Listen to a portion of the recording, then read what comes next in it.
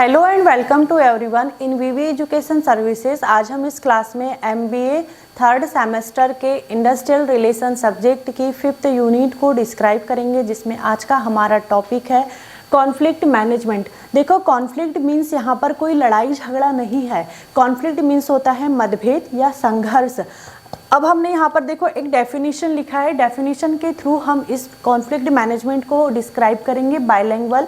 तो जो इसकी डेफिनेशन है वो it is the process that uses strategies and techniques to identify, understand and resolve conflict between individual और ग्रुप्स। इट मीन्स जो ये कॉन्फ्लिक्ट मैनेजमेंट है वो एक प्रोसेस है।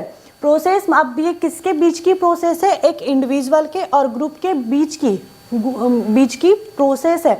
मतलब जब कोई इंडिविजुअल या ग्रुप के बीच में कॉन्फ्लिक्ट क्रिएट हो जाता है तो उस कॉन्फ्लिक्ट को सबसे पहले हम यहाँ पर आइडेंटिफाई करेंगे, अंडरस्टैंड करेंगे, रिसॉल्व करेंगे। तो रिसॉल्व करने के लिए, अंडरस्टैंड करने के लिए, आइडेंटिफाई करने के लिए हमें यहाँ पर कोई ना कोई स्ट्रेटजी का या फिर टेक्निक्स का यूज़ करना पड़ेगा। उसी को कहा जाता है कॉन्फ्लिक्ट मैनेजमेंट। अब यहाँ पर मैं एक डायग्राम के थ्रू समझाती हूँ आपको। जैसे कि ये एक इंडिविजुअल है और ये क्या है? ग्रुप्स ऑफ मेंबर, मतलब लोगों का समूह है। अब ये दोनों के बीच में यहाँ पर क्या हो गया? कॉन्फ्लिक्ट क्रिएट हो गया है। कॉन्फ्लिक्ट क्रिएट हुआ है तो सबसे पहले हम उसको क्या करेंगे? आइडेंटिफाई करेंगे, अंडरस्टैंड करेंगे, रिसॉल्व करेंगे। लेकिन इसको रिसॉल्व करने के लिए, आइडेंटिफाई करने के लिए, अंडरस्टैंड करने के लिए हम कोई ना कोई स्ट्रेटजी का या टेक्निक का यूज़ करेंगे ही। तो उसी को कहा जाता है कॉन्फ्लिक्ट मैनेजमेंट। अब हम डिस्क्राइब करते हैं टाइप्स ऑफ कॉन्फ्लिक्ट मैनेजमेंट। तो देखो, जो कॉन्फ्लिक्ट मैनेजमेंट के टाइप्स हैं वो है 6। मैंने 3 इधर साइड लिखा है और 3 ये। तो हम फर्स्ट ऑफ ऑल जो इसका वर्टिकल कॉन्फ्लिक्ट है इसको डिस्क्राइब करते हैं कि वर्टिकल कॉन्फ्लिक्ट क्या होता है। देखो, वर्टिकल कॉन्फ्लिक्ट को हम रियल कॉन्फ्लिक्ट भी बोल सकते हैं, बिकॉज ये बोथ पार्टीज कौन सी? जैसे मैंने अभी बताया था आपको, इंडिविजुअल और ग्रुप। इंडिविजुअल और ग्रुप के बीच में भी हो सकता है, या फिर 2 इंडिविजुअल के बीच में हो सकता है, 2 ग्रुप्स के बीच में भी हो सकता है, या फिर मतलब 2 कंट्रीज़ के बीच में भी ये हो सकता है।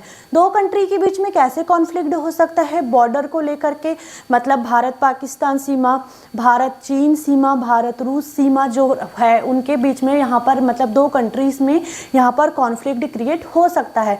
या फिर जैसे 2 बिजनेस पार्टनर हैं तो उनको प्रॉफिट शेयरिंग को लेकर के उनके बीच में कॉन्फ्लिक्ट क्रिएट हो सकता है।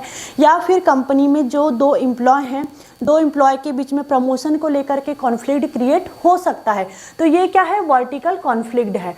अब हमारा जो सेकंड है वो है कंटिंजेंट कॉन्फ्लिक्ट। देखो, अब इसमें क्या होता है? कंटिंजेंट कॉन्फ्लिक्ट में हम इसको एक्सीडेंटल कॉन्फ्लिक्ट भी बोल सकते हैं, क्योंकि यहाँ पर देखो कोई भी इंडिविजुअल है या फिर कहना चाहिए कि कोई ग्रुप है, तो उनके साथ में जो भी प्रॉब्लम आती है तो वो मतलब कोई स्पेसिफिक, या फिर कहना चाहिए कि कोई स्पेसिफिक सिचुएशन पर या इवेंट पर क्रिएट होती है जो अनएक्सपेक्टेबल होती है या अनप्लान्ड होती है। मतलब यहाँ पर इस कॉन्फ्लिक्ट को पहले से, मतलब कहना चाहिए कि क्रिएट करने का कोई कुछ रखा नहीं होता है, मतलब कोई प्लान नहीं होता है या कोई एक्सपेक्टेशन नहीं होती है। ये अनएक्सपेक्टेबल या अनप्लान्ड कॉन्फ्लिक्ट होते हैं। फॉर एग्जाम्पल, जैसे मान लो कि कंपनी में सडनली यहाँ पर फाइनेंशियल क्राइसिस हो गए, तो यहाँ पर हम देखो जो मैनेजमेंट है या एम्प्लॉय है उनके बीच में कॉन्फ्लिक्ट क्रिएट हो जाएगा। अगर कोई टेक्निकल फेलियर क्रिएट हो जाता है सडनली कंपनी में, तो यहाँ पर टेक्निकल टीम के बीच में और मैनेजमेंट के बीच में कॉन्फ्लिक्ट क्रिएट हो जाएगा। अगर मान लो कि यहाँ पर जैसे नेचुरल डिजास्टर हो गया, नेचुरल डिजास्टर होने पर जो कम्युनिटी है तो कम्युनिटी में रिसोर्स को लेकर के यहाँ पर कॉन्फ्लिक्ट क्रिएट हो सकता है।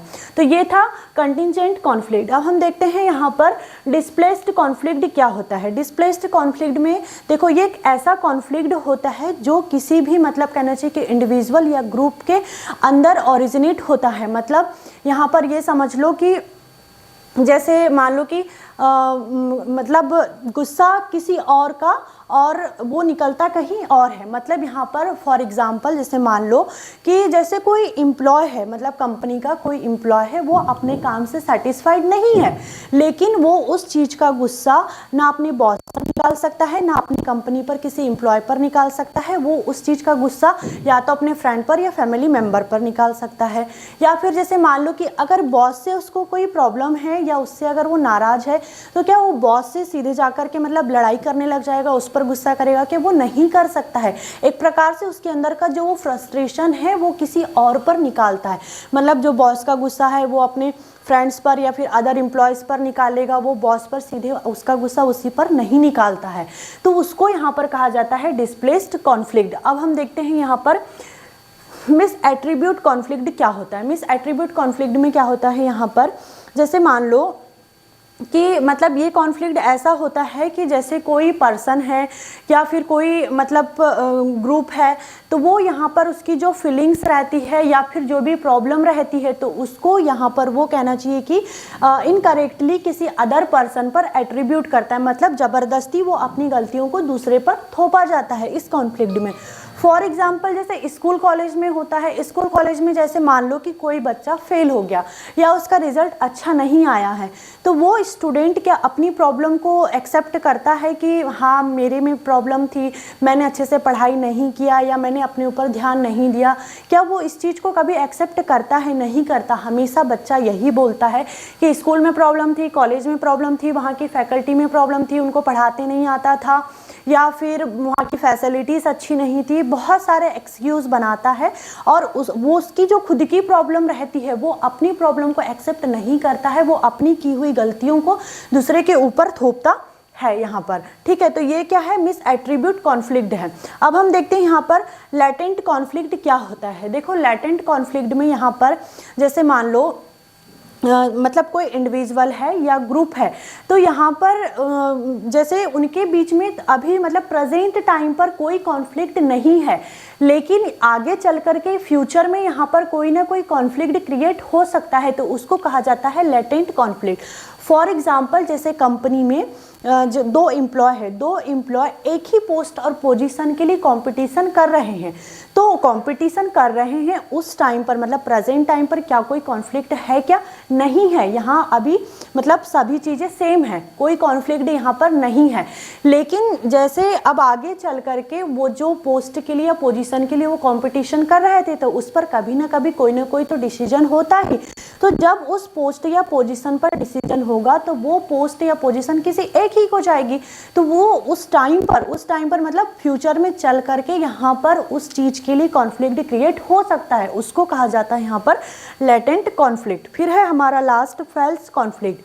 फेल्स कॉन्फ्लिक्ट में क्या होता है कि यहाँ पर देखो कोई मतलब कहना चाहिए कि कोई कॉन्फ्लिक्ट नहीं है, लेकिन यहाँ पर किसी इंडिविजुअल या ग्रुप को ऐसे फील होता है कि कोई कॉन्फ्लिक्ट है, तो मतलब कहना चाहिए कि वास्तव में कोई कॉन्फ्लिक्ट ना होते हुए भी उसे वो जो फील हो रहा है वो क्या है? वो मिसअंडरस्टैंडिंग है। मतलब फॉर एग्जांपल जैसे मान लो कि दो फ्रेंड्स हैं, दो फ्रेंड्स के बीच में यहाँ पर मिसअंडरस्टैंडिंग के कारण कॉन्फ्लिक्ट हो गया, लेकिन जब वो दोनों फ्रेंड आपस में बात करते हैं तो उनके बीच जो कॉन्फ्लिक्ट क्रिएट हुआ था वो सॉल्व हो गया, तो ये क्या है? फेल्स कॉन्फ्लिक्ट है। तो आज के हमारा जो टॉपिक था वो था कॉन्फ्लिक्ट मैनेजमेंट, जिसमें हमने इसकी डेफिनेशन को डिस्क्राइब किया, इसके टाइप को डिस्क्राइब किया। I hope this topic is clear and thank you for watching this video.